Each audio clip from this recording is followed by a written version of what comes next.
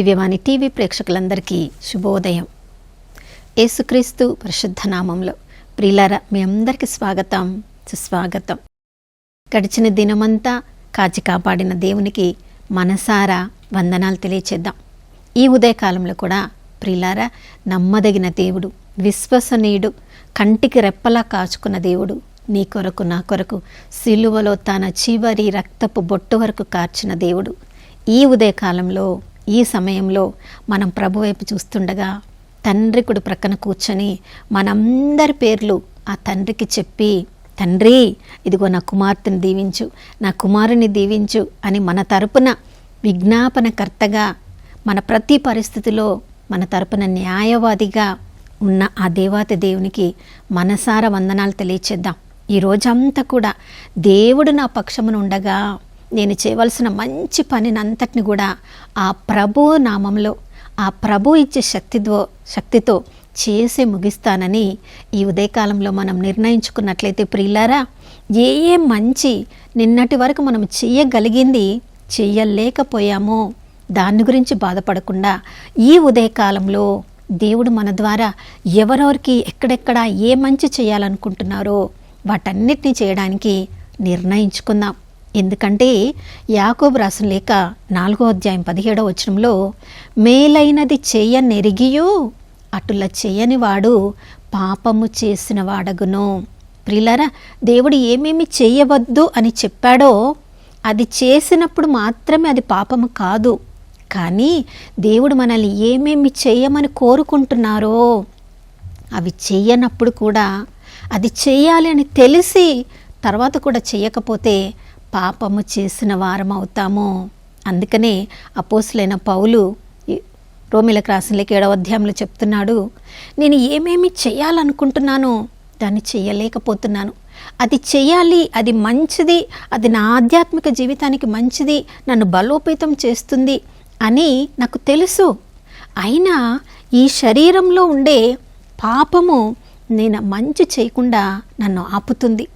ఏమేమి చెయ్యవద్దు, ఇది దేవుడికి ఇష్టం కాదు, నా సాక్షిభూత జీవితము పాడైపోతుంది అని తెలిసినా కూడా ఈ శరీరము నా మీద ఒత్తిడి కలిగిస్తుంది. కాబట్టి దానికి నేను విధేయత చూపిస్తున్నాను, పాపము కట్టుకుంటున్నాను. నా అంత దౌర్భాగ్యుడిని ఎవరు కనికరిస్తారో, ఎవరు ఈ పరిస్థితిని అర్థం చేసుకుంటారో, ఎవరు ఈ పరిస్థితి నుండి నన్ను బయటికి తీసుకొని వస్తారో అని అంత గొప్ప అపోస్తులైన పౌలే ఆయన కన్నీరు కారుస్తూ ఉంటే, ఇక సాధారణ ప్రజలమైన నీవు నేను ప్రియులారా, మనల్ని తప్పకుండా దేవుడు అర్థం చేసుకుంటారు. కాకపోతే మంచి గొర్రెల కాపరికి చెందిన గొర్రెలము మనమైతే ఆ ప్రభు యొక్క స్వరాన్ని ప్రతి క్షణము మనము వింటూ ఉండాలి. అందుకనే యోహాను రాసిన సువార్త 10వ అధ్యాయంలో ప్రభు అంటున్నాడు, నేను మంచి కాపరిని. ఎవరెవరైతే నేను మంచి కాపరిని ఎరిగి ఉన్నారో నా గొర్రెలందరూ కూడా నన్ను అనుసరిస్తారు, నా స్వరాన్ని వాళ్ళు వింటారు.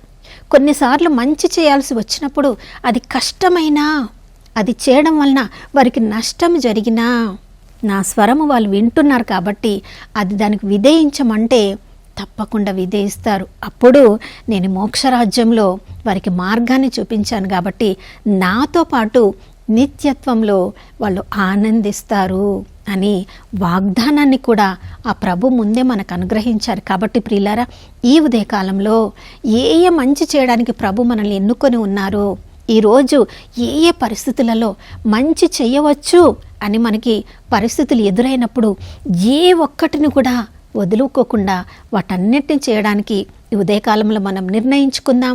కావలసిన కృపను ఆ ప్రభువు ముందుగానే మనకు అనుగ్రహించారు. ప్రియులారా, ఒక జరిగిన సంఘటన ఇలా నేను చదివాను. చూడండి, చాలామందికి చాలా రకాల అలవాట్లు, హాబీస్ ఉంటాయి.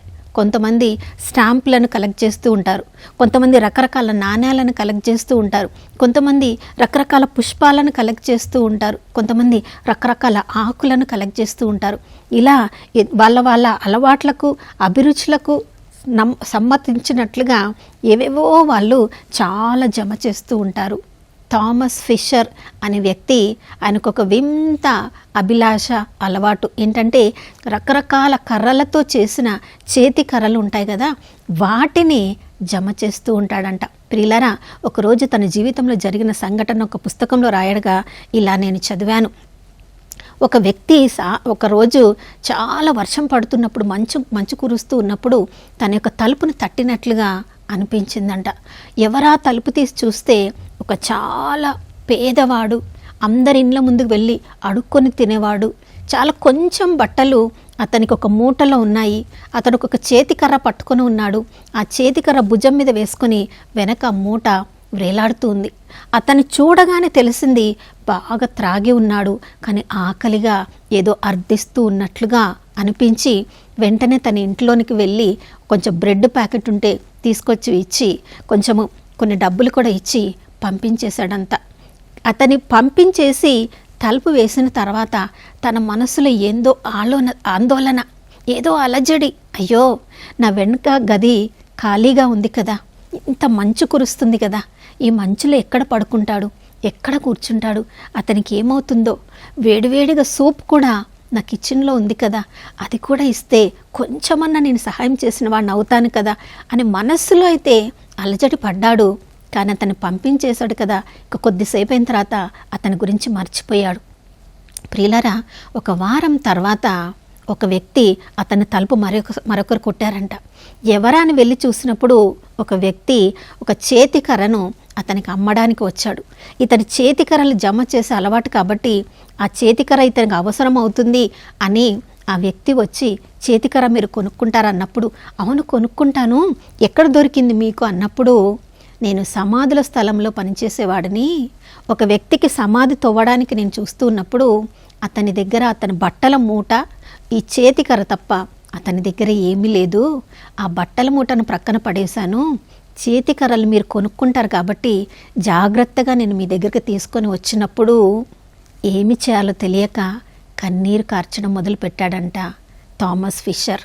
ఎందుకంటే ఆ చేతికర్ర ఎవరిదో ఇతనికి బాగా తెలుసు.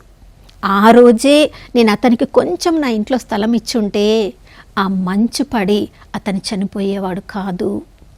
ఆ స్థలంలో, సమాధుల స్థలంలో పనిచేసే వ్యక్తి చెప్పాడు, నేను ఆ స్థలంలో పనిచేస్తూ ఉన్నప్పుడు మంచు బాగా కురిసింది కదా, ఎవరో వ్యక్తి చనిపోయినట్లుగా కనిపించింది.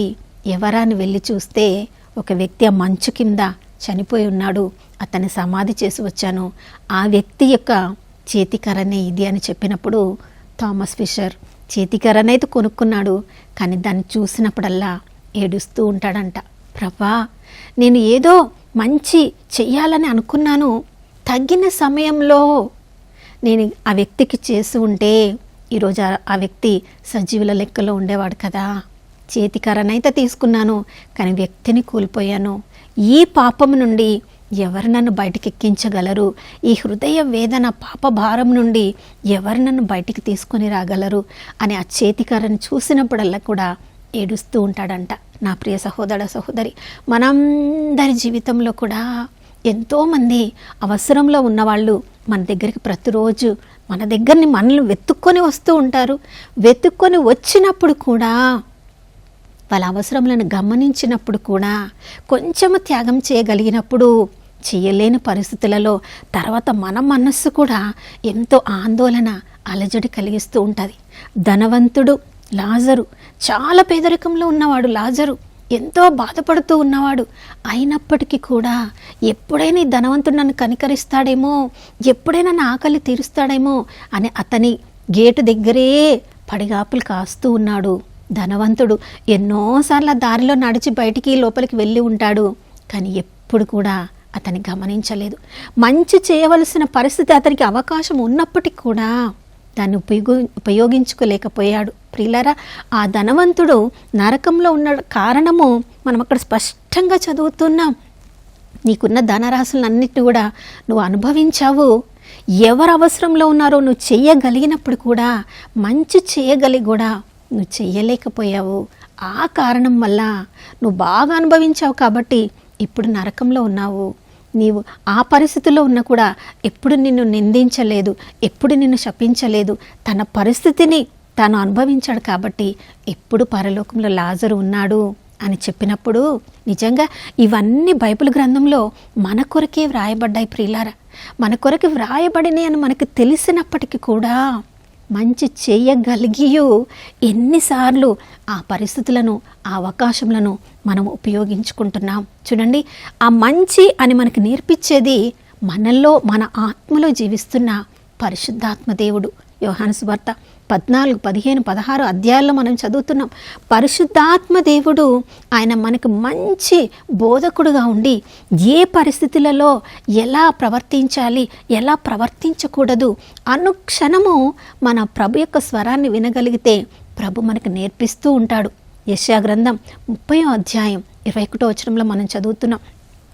ఎన్నో రకాల ద్వారములు మన ముందు తెరవబడి ఉన్నప్పుడు ఏ ద్వారము మంచిది, ఏ ద్వారము మోక్షానికి నన్ను నడిపిస్తుంది అని మనం నిర్ణయించుకోలేని పరిస్థితిలో ఉన్నప్పుడు మన ఆత్మలో ఉన్న ఆ పరిశుద్ధాత్మ దేవుడు మెల్లని తీయని స్వరముతో ఇది దారి, దీనిలో నడువమని మనకి చెప్తూ ఉంటారు. ప్రియులారా, పరిశుద్ధాత్మ స్వరాన్ని వినగలిగే కృప మనకు ఉంటే ఏ అవకాశమును, మంచి చేసే ఏ అవకాశమును ఏ రోజు కూడా మనం కోల్పోము. కొన్నిసార్లు ప్రియులారా, కొన్ని కష్టమైన కార్యములను చేయవలసి వచ్చినప్పటికీ అది మనము చేయడానికి వెనుదిరగము. చూడండి, ఇర్మియా గ్రంథం 48వ అధ్యాయం 10వ వచనంలో మనం చదువుతున్నాం.